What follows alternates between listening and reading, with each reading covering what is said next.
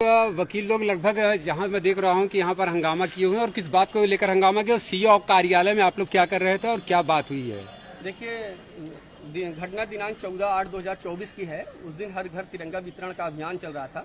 मैं तिरंगा वितरण करते हुए जा रहा था तो मैंने देखा कि हमारे एक मोहल्ला सैयदवाड़ा पड़ता है, वहाँ पर खुर्शीद जमाल रिजवी हैं जो अपने आप को जमींदार का वंशज बताते हैं। उनके द्वारा देखिए ये अवैध रूप से पत्थर गाड़े जा रहे थे।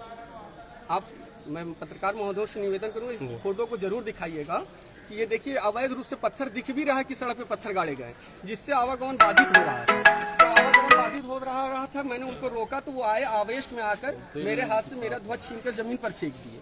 फिर मैंने कहा आपने अच्छा नहीं किया है, राष्ट्रीय ध्वज का आपने अपमान किया है और ये पत्थर हटेगा आज। कि नहीं पत्थर नहीं हटेगा, मैं जमींदार हूँ, पूरा मशीशार हमारा है। मैंने अधिशासी अधिकारी को फ़ोन किया, अधिशासी अधिकारी नगर पंचायत कार्यालय से कर्मचारी आए, उन्होंने कहा पत्थर अवैध है, इसको हटाइए, और पत्थर उन्हीं के द्वारा हटवाया गया। फिर एक पत्थर जाम था, उसको तोड़ा गया। फिर ये गए एक झूठा मुकदमा, एक हमारे यहाँ एसएचओ महोदय हैं, उनको प्रभाव में लेकर मेरे ऊपर गंभीर धाराओं में मुकदमा पंजीकृत करा दिया गया। आप देखिए, इस पत्थर हटवाने की सजा योगी सरकार में ये मिल रही है। मैं भारतीय जनता पार्टी से लगातार, मेरी पत्नी सभासद हैं, मैं पूर्व विभाग संयोजक बजरंग दल रहा हूं, और आप लोग जानना चाहते थे ना कि क्यों ये सरकार में इतनी कम सीटें आई हुई हैं। तो ये पुलिस है जो हमारी योगी सरकार को बदनाम कर रही है। देखिए धाराएं देख लीजिए सारी। जी जी जी। सार्वजनिक पत्थर हटाने का मुकदमा ये पुलिस वाले अपने मनमानी लिख रहे हैं। मैं जाके एप्लीकेशन दे रहा हूँ तो कह रहे नहीं तुम सभासद हो, ज्यादा नेतागिरी मत करो, और 27 तारीख को मैं पुनः पत्थर गड़वाऊंगा और मैं देखूंगा तुम कितने बड़े नेता हो। हमने कहा ये योगी बाबा की सरकार है, यहाँ दबंगई नहीं चलती है। कहें तुम देखना मैं दबंग हूँ, और कल पुनः उन्होंने पत्थर गड़वा दिया, पुलिस भेज के पत्थर गड़वाए। उसी की शिकायत हम लोग अधिवक्ता संघ के माध्यम से मेरे अधिवक्ता बंधुओं ने क्षेत्राधिकारी महोदय से किया।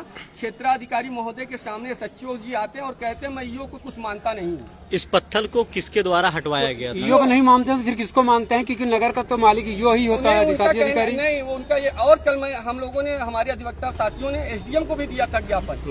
ज्ञापन के माध्यम से माननीय एसडीएम महोदय ने डाक के द्वारा चढ़ा के एसएचओ को भी भेजा था कि पत्थर न गड़ने पाए।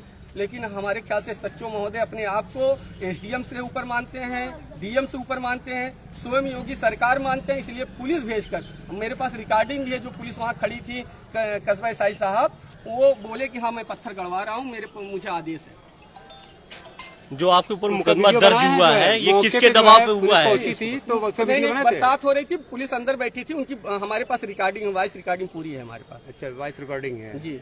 जो आपके ऊपर मुकदमा दर्ज हुआ है, ये किसके दबाव में हुआ? क्या कहना चाहते हैं? ये अपने आप को जमींदार बताते हैं। हम तो यही जानना चाहते हैं कि क्या एक गरीब के लिए भी न्याय है कहीं पर? जब हम अधिवक्ता जैसे बुद्धिजीवी समाज के ऊपर, जो समाज के लिए लड़ाई लड़ता है, उसके ऊपर जब मुकदमा हो जा रहा है, तो एक आम आदमी के ऊपर ये कितने मुकदमे करते होंगे और हमारी योगी सरकार को कितना बदनाम करते अभी होंगे। पूरा अधिवक्ता संघ और सीओ साहब के ऑफिस में थे, वहाँ पर कोतवाल साहब भी पहुंचे, तो क्या बातें हुई? कोतवाल साहब ने कहा कि मैं ईओ को कुछ नहीं मानता हूँ, ईओ ने पत्थर हटवाया है तो गलत किया है।